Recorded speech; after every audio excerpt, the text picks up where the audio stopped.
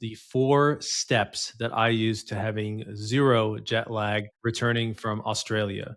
Where I live, that's a 14-hour time difference. And this is really about how you can tackle jet lag and have a framework for beating it forever. Now, this is not magic. We're going to use the tools at our disposal, like supplements and medications if you want. And we're going to utilize what we know about the body, circadian rhythm. And it's a tough couple of days, but I missed 0 days of work, slept at the right times, woke up at the right times. And this is almost as extreme of a difference you can have, 14-hour difference. So there was definitely pain involved, but it was a lot easier than I expected. I did not think it was going to be possible. So let me talk to you about how to think about this and how to actually do it. And then I'll give you a little bit more my story and my experience with it. Step one is foundations. You have to decide your style, what you're willing to do or not, and what you have access to, honestly. If you have access to prescriptions and you're willing to take prescriptions from a doctor, that is very helpful because there are some powerful pharmaceuticals that can help. Now, I know what you might be thinking. I don't want to be hooked on these medications. Well, you're probably not going to be. The whole goal is to use these for 3 or 4 days max, and that's it. But if you have addictive personality or if you have had addictive issues in the past, it may be good to abstain from that. So that's the first thing. Are you going to have prescription medications or not? Secondly, are you willing to take supplements or not, including over the counter medications like Benadryl? Also very helpful, but one tier below, especially if you don't have access to a doctor who can help you out. And then lastly, are you willing to be a little uncomfortable and work out, say when you're jet lagged, or are you willing to have coffee? These things are more in the regular lifestyle realm, but they will be helpful. And even if you're not willing to do any of those, there are circadian rhythm hacks that you can use to really help beat that jet lag. In terms of the sleep aids, this is what you need to decide. I'm going to sort of tell you in order of increasing severity. So there are some that are over the counter, melatonin. There's a compound called phosphatidylserine. I will link these to the show notes. You don't have to memorize that.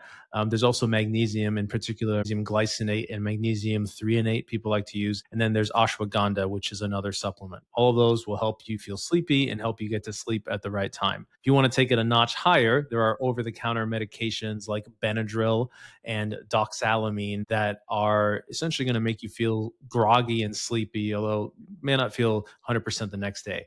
And then there's a medication called trazodone, which is a prescription medication, at least here in the US. But that one doesn't really have any addictive personality, much less dependence. And then there are ones that usually require a DEA license in the US to get prescriptions. They'll work better, but there's more addictive potential. There's one called Belsomra or Suvorexant, Ambien, and Xanax. So those are ones that you definitely don't want to be taking long term. And again, if you have any sort of addictive history, if you're worried about that, I would not go in that last tier. So that's our sleep aids. Now let's talk about the waking up aids. Good TV shows, like just engaging your brain, video games, a good book, whatever it is that you like. This is a lot easier if you're going somewhere on vacation because you probably have things planned like sightseeing or something going on there, a novel place. Then secondly, coffee is huge. Any kind of caffeine, which is available pretty much anywhere in the world, is going to be very helpful. And then you can get into the stimulants like Adderall, modafinil, Vyvanse, Ritalin, and those will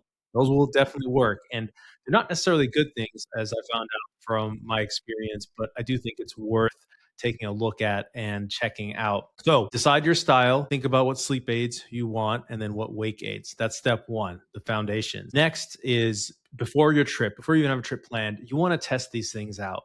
And this is what I learned from my experience. You definitely want to know which one of these substances or medications works best for you specifically. So, for example, I'll get to it. I tried out trazodone, which is a prescription med, but not one of the addictive ones. It worked in some instances, but not in others. It turned out Benadryl, which is easier to get, was better for me in other situations. So, how do you actually do this? What you want to do is you want to go onto a shorter trip. Let's just say you're going somewhere in the country, 1 to 3 hours of jet lag, and just test them out, see how you do with them. Or maybe you're not even going anywhere. You try out one of these sleep aids, try out melatonin, try out ashwagandha. A lot of folks have one of these work for them, but not the other. And just knowing what's going to work for you is helpful. So you have that ready to go in your back pocket when you need it for jet lag. Same with the wake aids, whether that's coffee, you want to try double espresso, whatever it is, just see what really gets you activated and see what works for you. And then finally, just mentally prepare for it. I mean, honestly, you might just try a couple nights getting a little bit less sleep and see how you do, just to make sure that this is something that you can power through, and just give yourself the confidence, because I know you can. Everybody can. It's just about being mentally ready for it. All right, so that's phase two. We talked about the foundations, what's your style, testing out what works for you and what you actually want to be able to utilize. Next, pre trip. Now you want to start adjusting your sleep and exercise schedule. So let's say that you are going to be somewhere where the time is a little bit ahead, 4 or 5 hours ahead. Let's say you're going to Europe, 6 hours ahead. So your trip's coming up a few days leading up to it. You want to start waking up earlier and earlier and going to sleep earlier and earlier, trying to already adjust for that schedule where you're going to be at.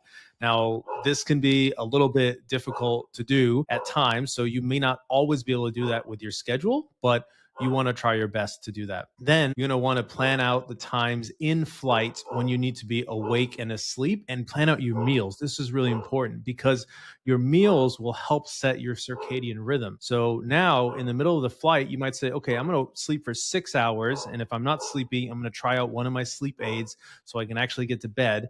And then I want to make sure I'm awake for the next 8 hours. Let's say it's a 14-hour flight. So map it out, set a timer on your phone. This will help you a lot. And I know there's not a ton of wiggle room as to when they feed you on the flight, but this is another thing that you're going to want to try to do.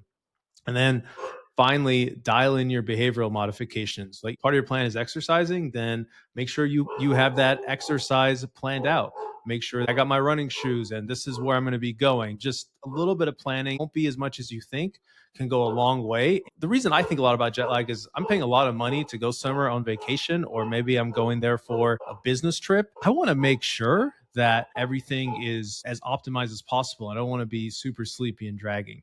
Now, the last thing is during the trip itself. Just be ready. Things are not going to go exactly as you plan. Do your best and try to get onto the schedule of that destination. Maybe you were planning to sleep earlier as you're preparing for it. You're not able to. That's okay. But I want you to really focus on circadian rhythm once you arrive.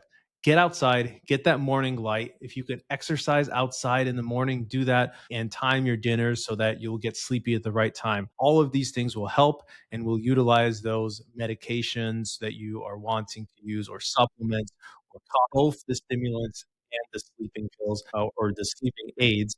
You'll be able to sleep within 3 or 4 days. You will have fully adjusted. I can promise you that. Part of it is just being okay with fatigue. So that was my experience. I'll tell you, on the way back from Australia, we had about 28 hours of flying back from Melbourne to the eastern United States. I didn't sleep at all on the flight. My plan was to take trazodone. Didn't work. I took a second one. Still didn't work. Wish I had Benadryl with me, because that tends to really work for me. But I powered through it. The hardest part for me was staying awake in the airport, just on the layovers to get back home. Watch a TV show I really liked that I was really into, so that helped me stay awake for that 3-hour layover. As soon as I got home, it was actually nighttime at home, but I was worried I'd be too wakeful, being awake for about 30 hours. I wasn't. I took the trazodone and made sure I slept, and I did sleep for 8 hours that first night. The next day, early morning sunlight, and I did use a stimulant. I used Vyvanse. That really helped me power through the whole day. And then I took Benadryl at night because I wanted to make sure I could really sleep, because I knew the trazodone wasn't doing that much for me. But lo and behold, I was kind of groggy the next morning. So there was a lot of adjustments and learnings. I think, I'll still use Benadryl. Really need a heavy hitter, but I know that's going to lead to me being groggy in the morning. I used about 4 days of sleeping aids and stimulants, but I stayed on the schedule. Within 4 days, I was back at it. And I don't think you need to do a hard workout for this, but just doing something can really be beneficial to make sure you're able to crush that jet lag. Lessons for me, other lessons I want to just tell you: be careful with the stimulants. I overdid it one day. I was up until 3 a.m. This was on the way back, or when I had a ride back home. So definitely do not take them too late in the day. And I think really staying awake in the day is key. It's a lot easier to do than going to bed when you're not sleepy. Pushing through those tough times really helps. But I will tell you, having this plan helped a lot. It just made it easier for me to push through because I had everything mapped out.